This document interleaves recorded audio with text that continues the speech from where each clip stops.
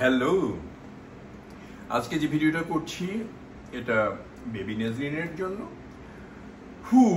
Baby Nazrin, যদি আমাকে চিনতে না পারো তাহলে বলা যেতে পারে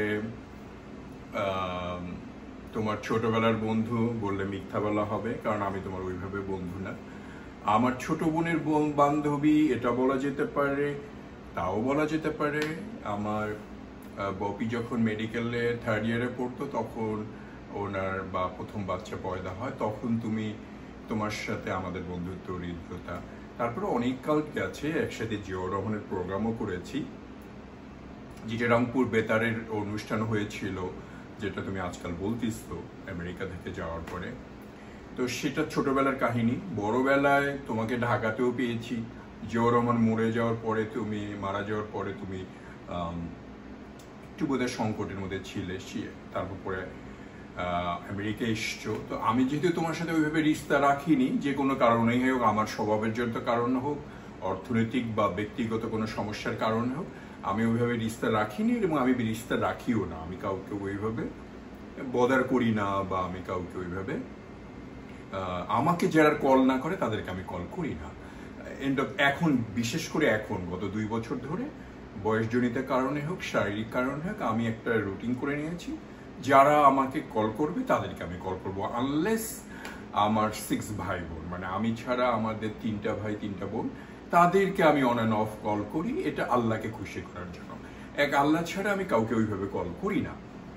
আজকের ভিডিওটা তোমার জন্য করছি এই জন্য, তুমি আমেরিকা থেকে ফেরত গেছো। আমেরিকাতে তোমার সাথে আমার ওইভাবে যোগাযোগ রয়নি। যোগাযোগ যে দেখছি বিভিন্ন টিভিতে তুমি ইন্টারভিউ দিচ্ছ, গান গাচ্ছ, পারফরমেন্স করতেছো, আমি নতুন করে আবার ফিদা হয়ে গেলাম। তোমার গানের আমি সুপার সুপার সুপার ভক্ত। আই ডোন্ট নো, কি অসাধারণ তোমার গলা, আল্লাহ তোমারে বাঁচায় রাখুক। বাংলাদেশে ফিরে গেছো, নতুন এখন সরকার, এখন হয়তো অনেক সুযোগ পাচ্ছ, কিংবা না পেলেও করো। ওই যে নতুন নতুন জেনারেশনের এমরান বা ওয়াহিদ সাদিক, ফেরদৌস ওয়াহিদের ছেলে, ওদের সাথে কিছু মিউজিকে কাজ করো, ভালো ভালো রাইটারদের সাথে লেখাও, নতুন জেনারেশনে কিছু মিউজিক করো, কিন্তু প্লিজ পলিটিক্স করো না। তার মধ্যে বাংলাদেশি পলিটিক্স নোংরা, অসভ্যের অসভ্য, মানে এরা তোমার জীবনটা ম্যাসাকার করে দিবে। এরা হাসিনাকে ছাড়েনি, খালেদিয়াকে ছাড়েনি, তোমাকেও ছাড়বে না।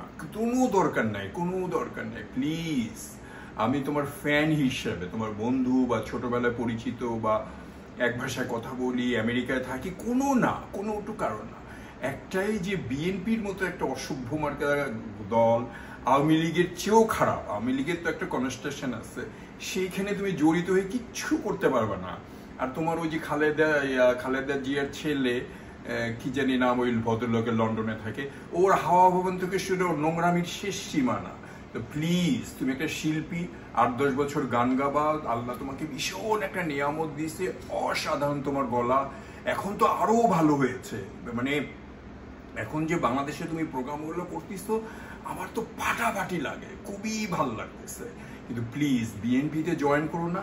8-10 বছর আর জীবনে যতটুকু সময় আছে, তুমি চেষ্টা করো ভালো ভালো গান করে যাওয়ার জন্য, বাংলাদেশের আরেকজন রুনা লায়লা হওয়ার জন্য। আমি কম্পেয়ার করতেছি না রুনা লায়লার মতো, কিন্তু রুনা লায়লার যে